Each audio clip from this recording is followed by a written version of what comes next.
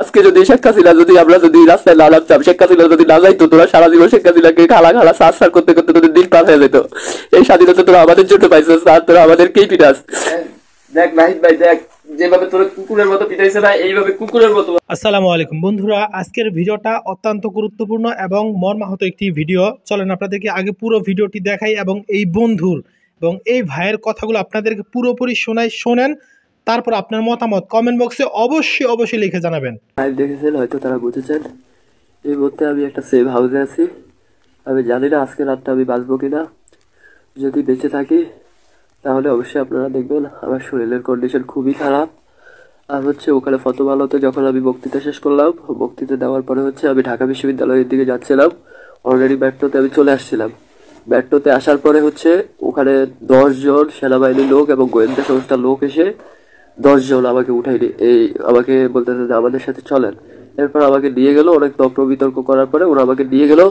যখনই আমি বের হচ্ছিলাম ঠিক তখনই হচ্ছে আমি আমার সমন্বয়ক রিপাত রশিদকে একটা ভয়েস দিলাম যে আমাকে হচ্ছে ফতোভালোতে আমি আসছিলাম, এখানে হচ্ছে ফতোভালোর বিরুদ্ধে লেকচার দেওয়ার কারণে আমাকে হচ্ছে গোয়েন্দার লোক এবং সেনাবাহিনীর লোকেরা উঠাই নিয়ে যাচ্ছে।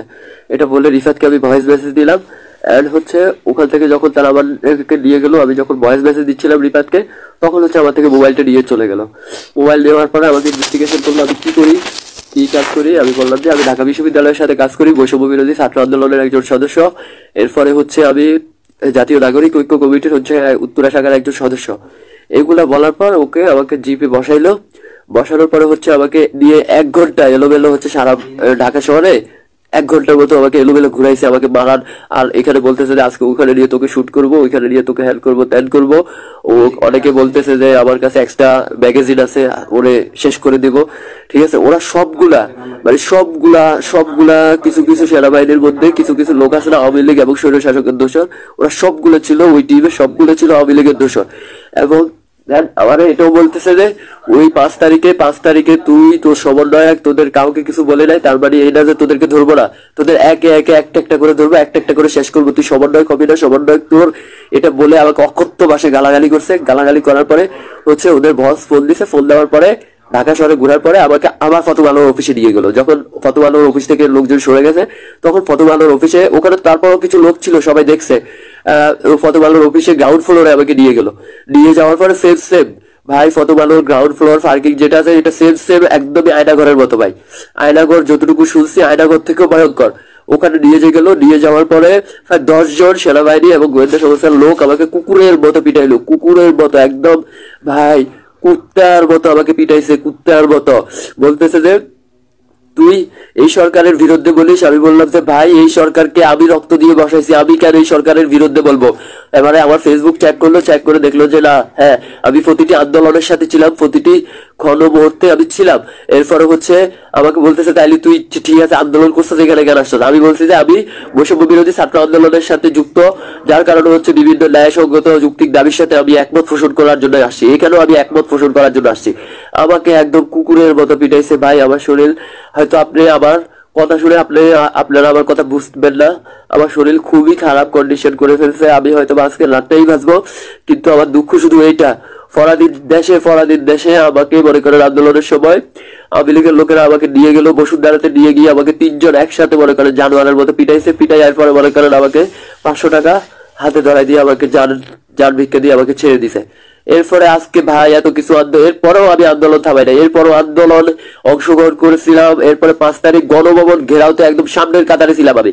ওই গণভবন ঘেরাও করে শেখ হাসিনা পালানোর পরে এরপরেও আমি ক্ষান্ত হই নাই। আমি দুদকের বিরুদ্ধে অ্যাকশন দিছি, রাজুকের বিরুদ্ধে অ্যাকশন দিছি, বিভিন্ন দুর্নীতির বিরুদ্ধে অ্যাকশন দিছি। এরপরে হচ্ছে গত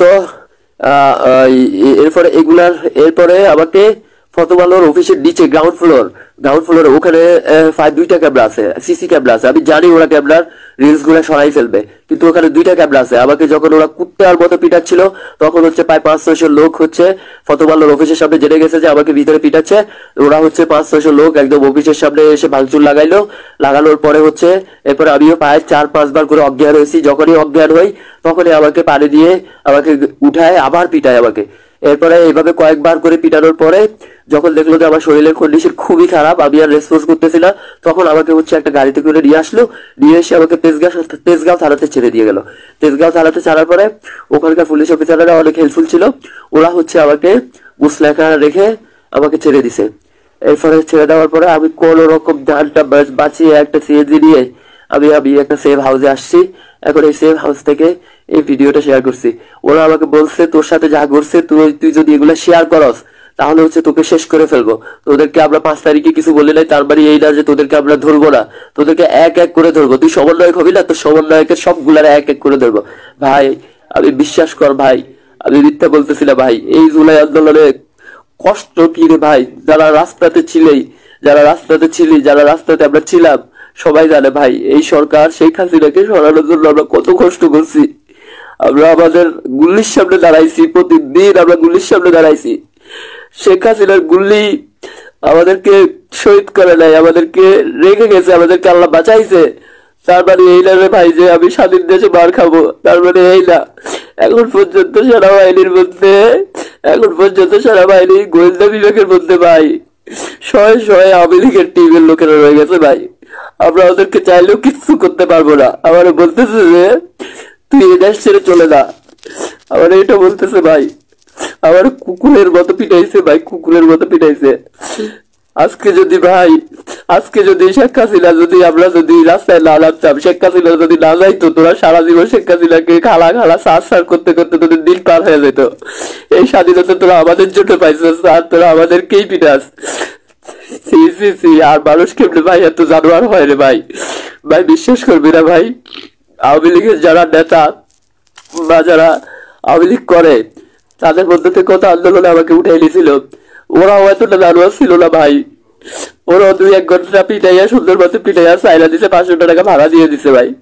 আর তোরা হচ্ছে কুকুরের মতো আমার পিটাইছস। পিটানোর পরে বলতেছ তুই সমন্বয়ক হবে, তুই যদি এই কথা যাইয়া যদি প্লাস করিস তোকে শেষ করে দিব, এইভাবে বলতেছে। আর তোদের একটা একটা করে ধরবো ভাই।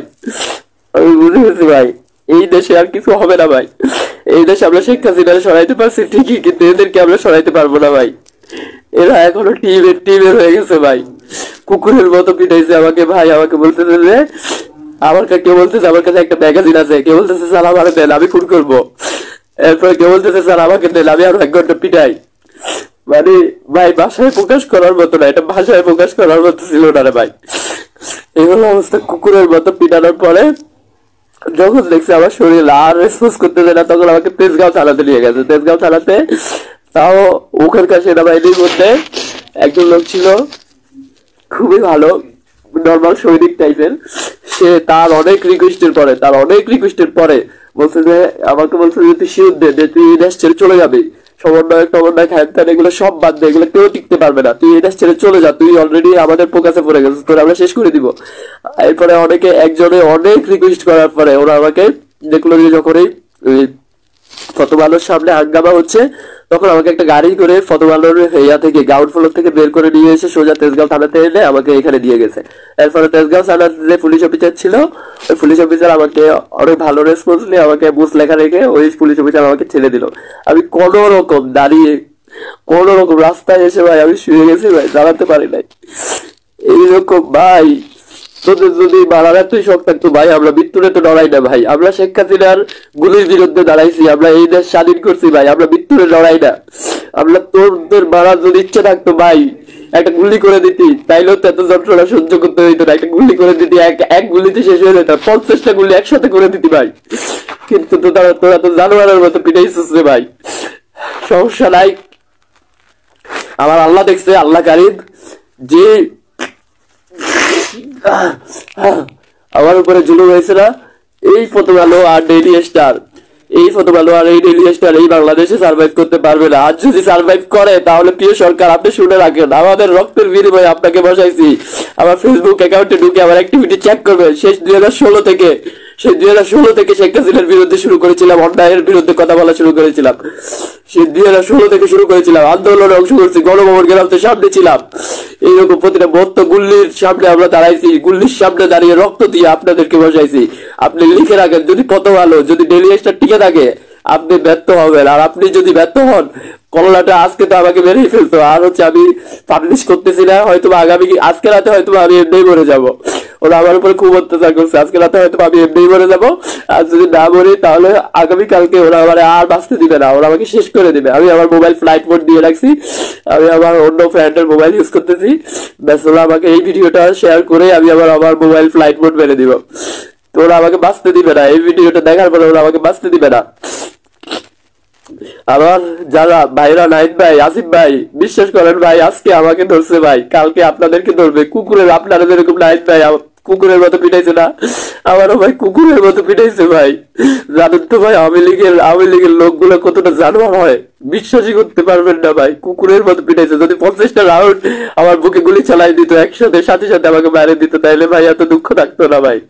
এরপরে পরাধীন দেশে যদি শেখ হাসিনার হাতে মরে যেতাম ভাই, তাহলেও এত দুঃখ থাকতো না ভাই। কিন্তু ভাই আজকে স্বাধীন দেশের ন্যায়সঙ্গত কথা বলতে গিয়ে আমাদেরকে পিটানো খাইতে হইতেছে ভাই, কুকুরের মতো পিটাচ্ছে আমাদেরকে। আপনি বলেন ভাই, ডেইলি স্টার মতো ভালো যদি থাকে, এই সরকার কি কখনো সফল হতে পারবে? ইম্পসিবল, কখনো সফল হতে পারবে না। আপনি লিখে রাখেন ভাই, আপনারা যখন সফল হবেন না, এখন আপনাকে সার্চ করতেছে, আগামীকালকে আপনাদেরকে ধরবে ভাই, আপনারা লিখে রাখেন ভাই। আমি শেষ হয়ে গেছি ভাই, তোমার জল এদিকে আসো।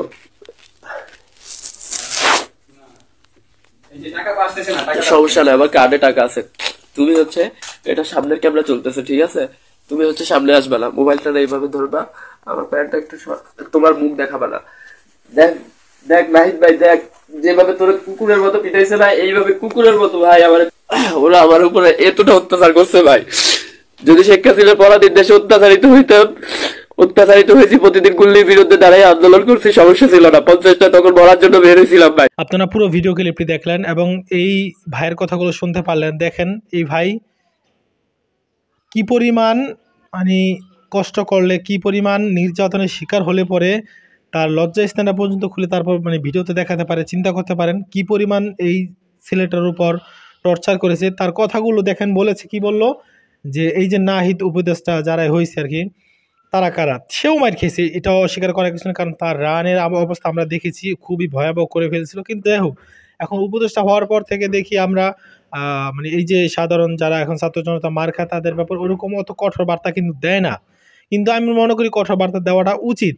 কারণ এই যে ছেলেটা যে কথা বললো যে শেখ হাসিনা, এই যে শেখ হাসিনাকে আমরা খালা, চাচি, মামি, মা, যে হোক, আসলে এটা তো বাস্তব।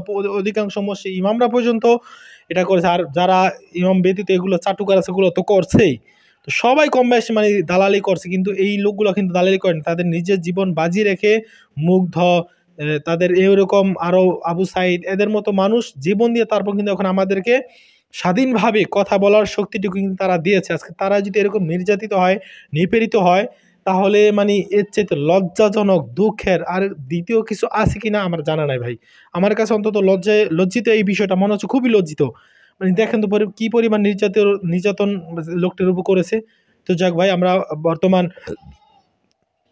সরকারকে বলতে চাই যে অতি দ্রুত যারা আমাদের ছাত্র ভাইদের উপর হামলা করেছে, তাদেরকে অতি দ্রুত শাস্তির আওতায় এনে তাদেরকে কঠিন থেকে কঠিন শাস্তির ব্যবস্থা করে দেন। না হয় কিন্তু আপনার এই পদে থাকাটা খুবই মুশকিল হয়ে যাবে। আমরা বারবার বলতেছি, কারণ আমরা একবার যারা রক্ত দেওয়া শুরু করে, রক্ত দেওয়া শিখে যায়, তাদেরকে রক্ত দেওয়া বন্ধ করাটাই মানে মুশকিল হয়ে যাবে। তো যাক, কোনো কথা, ভিডিওটি শেয়ার করে দিবেন। আল্লাহ হাফেজ।